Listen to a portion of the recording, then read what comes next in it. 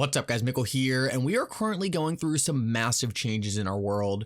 In this video, I want to talk about why XRP is going to be a fundamental technology to solve some of the biggest geopolitical problems we are right around the corner from. Now, a lot of times on this channel, I talk about why XRP's technology is going to be critical for transforming our payment rails. In this video, I want to hit on things from a different angle and cover an absolutely massive benefit of XRP that almost no one is talking about. I also want to talk about towards the end of this video something that could be seen as a bearish sign for Ripple's chances in this case. Now, before you get too worked up, keep calm, stick around to the end of the video. It's actually kind of funny, but wait until you get there because you're not going to believe what I have to show you. Like always, your support means so much to this channel. I'm trying to get to 50k subscribers, so make sure if you haven't already, you like this video and subscribe. It's going to help me out so much. Also, if you ever need a good place to buy some XRP or the Flare token, make sure to check out my favorite exchange Uphold down in the description of this video. With that said though, let's jump right into it, and I hope you guys enjoy the content. Now, I want to start out this video and talk about a pretty controversial topic in the XRP community, and I want to talk about it because I really don't understand where people's concerns come from. A lot of people in the XRP community and in other cryptocurrency communities are convinced that XRP has bad tokenomics. Now, this is something I cannot wrap my head around because as I look at it, XRP has excellent tokenomics. There's 100 billion XRP and that number is ever decreasing. It's a deflationary asset. All the XRP that will ever be in existence has already been created, and we constantly have XRP being burned through fees, and we also constantly have people losing XRP through faulty transactions, accidentally burning too much XRP, and simply losing the seed phrase to their wallet. So what we have is a deflationary asset. I don't know how you really get better tokenomics than that. I'm not really interested in investing into some cryptocurrency that has some game theory behind it to try to make the token go up in price. From what I have seen, that almost never works. Take a look at something like SafeMoon or Terra Luna. All these tokens, they try to manipulate the tokenomics to such a large degree that it's going to force the price to go up. But at the end of the day, you can't game the system like that. Eventually, it always comes crashing down because someone figures out a way to get around the game theory that you tried to implement. So I'm not really interested in a token that has these really complex, weird tokenomics to try to make the price go up. I like the simplicity of XRP. There was 100 billion created and that number is ever decreasing. It's a deflationary asset, and that's something that's pretty rare in the ecosystem. I mean, people talk about how Bitcoin has the best tokenomics out there. At the end of the day, Bitcoin's not even as deflationary as something like XRP. So how can Bitcoin have good tokenomics and XRP has bad tokenomics? It doesn't make any sense. Now, the two main points people like to point to when they say XRP has bad tokenomics is one is the escrow. For me personally, I don't subscribe to this argument at all. Yes, Ripple has a lot of XRP in escrow, but we already know that XRP exists. And it's also extremely important to point out that the market has likely already priced that XRP into XRP's price. Markets are forward-looking, and if they know there's XRP out there that will eventually go into the total supply circulating on the market, they will actually discount the price of XRP today to account for the XRP that will eventually come into the market. If Ripple was able to print new XRP on demand and flood that into the market, that would be a completely different story. But we all know how much XRP is going to come into the market. We all know what's in the escrow, so it really shouldn't be a big factor on diluting the price of XRP. I also want to point out something else very interesting that is grossly overstated constantly, and that is the total amount of XRP in circulation. People like to say, oh, Bitcoin has good tokenomics because there's 21 million, and XRP has bad tokenomics because there's 100 billion total. How does that make any difference? The price of Bitcoin's higher, the price of XRP's lower, but if Bitcoin doubles and XRP doubles, how does it make any difference on the total number?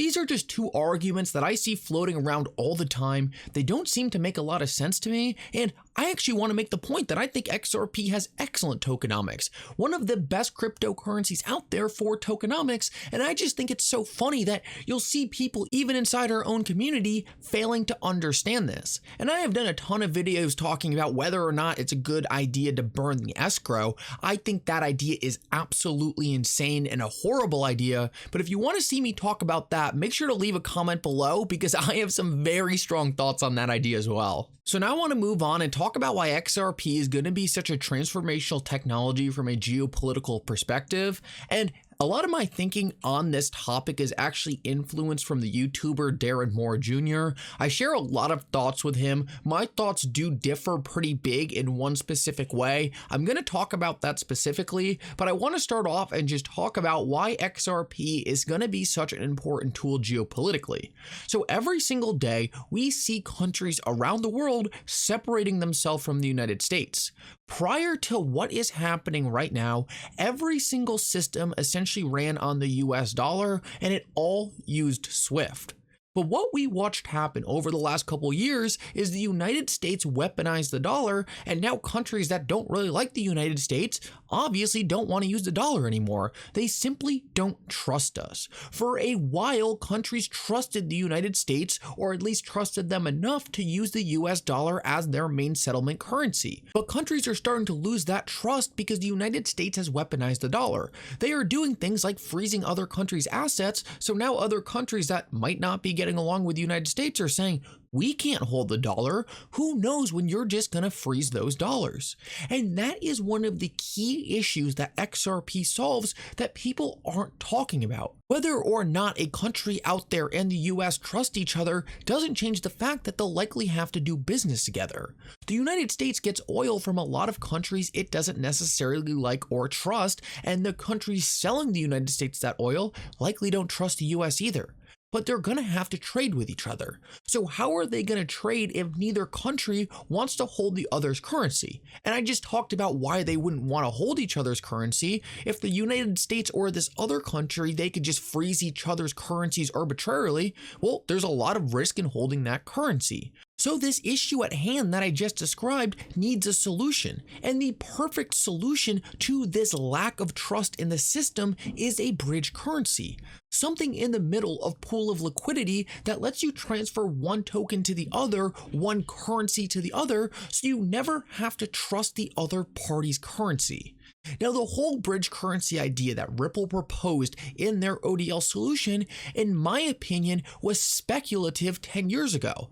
I didn't know whether or not countries would need a bridge currency, whether or not it made sense, because from my understanding, I was like, well, countries will just hold the US dollar. Do they really need a neutral currency in the middle to convert back to the sovereign currency that one country might want? But what we're seeing play out in the world right now is that is exactly what's going to be needed in the coming years. We are seeing a period in time where countries are losing trust for each other, and we need neutral playing fields, neutral systems in the middle of these countries to make sure that trust is not needed. The XRP ledger is a decentralized trustless system that is going to allow these different counterparties to transact without actually needing to have any trust. And this is going to be absolutely critical going forward. This is a massive bullish narrative for the XRP ledger and one that hardly gets talked about.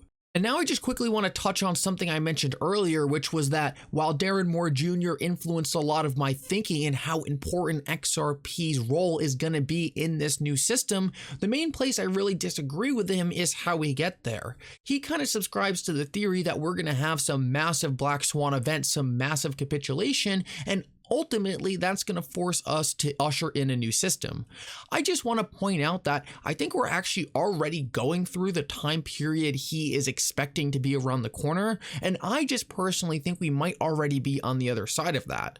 Now, I kind of subscribe to the theory that there's no real reason for these massive institutions, these governments to try to crash markets, try to create black swans, because they hold all the assets. what we're learning is that only 1% of the individuals in the world hold $17.4 trillion in assets. Eventually, if they take down the system, they're taking down their own assets. They own all the assets, we own nothing. If they really want us out of the system, it doesn't really make sense for them to crash the market. It makes a lot more sense for them instead to create economic hardship, like they're doing right now, force us to sell our assets, and then they buy the assets, they become the owner of all the wealth, and they don't want the market to go down because that's where all their money is. So I think while me and Darren Moore Jr. completely agree where this system is going, I just think we kind of disagree on how we get to that point. He sees more of a black swan doomsday scenario. I see more of a smooth transition into a system where people don't even understand the transitions taking place.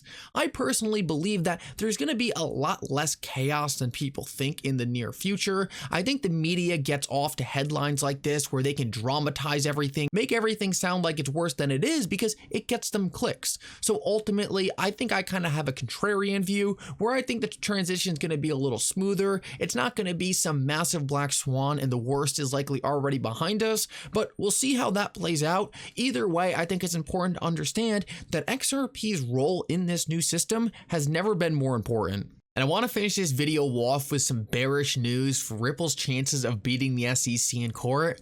Now, almost every single thing we have seen up to this point has been favorable for Ripple, but let's hope this isn't enough to kill their chances because this is bad. Listen up closely. SEC says, look, they're creating securities day after day after day. There's a Ripple case. They may not even win the Ripple case, but the Binance is very different because that's basically... So obviously this is a joke, but yes, you did hear that correctly. Jim Cramer just predicted that Ripple was gonna beat the SEC in court.